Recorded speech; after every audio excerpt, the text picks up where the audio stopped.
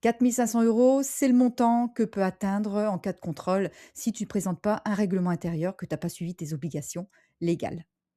Alors, tu viens d'obtenir ton NDA, tu as exactement 3 mois pour créer ton règlement intérieur et surtout qu'il faut le donner à tous tes apprenants avant qu'ils rentrent en formation. Ça, c'est vraiment une obligation à ne pas louper.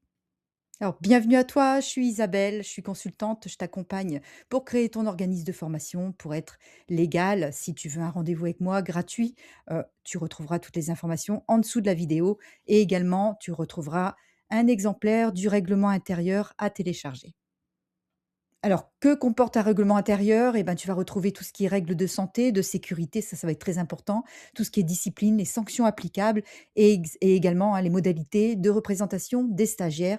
Mais là, cette dernière catégorie, tu n'es peut-être pas concerné. Alors déjà, qu'est-ce que c'est un délégué de stagiaire? Donc, il faut que ta formation ait plus de 500 heures et qu'elle soit collective. Donc dans ces cas-là, comme il y a beaucoup de monde, on désigne un stagiaire qui va permettre de relever, tout ce qui est difficulté, les problèmes d'organisation, problèmes de sécurité, d'hygiène. Dans la majorité des cas, tu ne seras pas concerné, hein, parce que ta formation, elle va pas souvent excéder, 7 heures de formation, voire 14, 3 jours grand maximum et tu feras certainement, apprenant par apprenant ou peut-être des groupes de 10. Donc tu ne seras pas concerné par ça dans ton règlement intérieur. Allez, en 1 minute, je te montre comment faire avec Digiformat pour créer ton règlement intérieur et le diffuser pour être totalement réglo.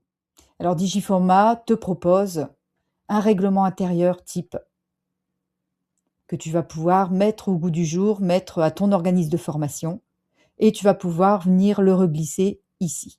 Tu peux également laisser ce règlement qu'ils ont créé, hein, il est totalement conforme.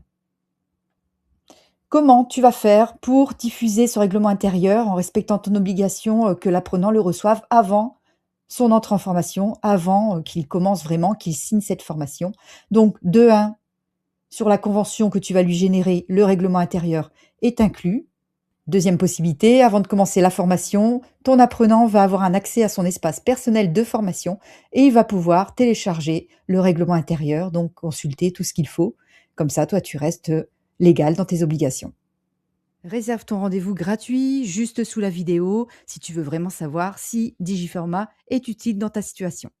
Alors le règlement intérieur, ce document, hein, c'est pas une corvée, il ne faut pas le voir comme ça. C'est vraiment une protection, hein, qui s'applique aussi bien pour te protéger toi, pour donner, ce qui va se passer dans comment ça se déroule dans ton organisme et pour protéger également tes apprenants.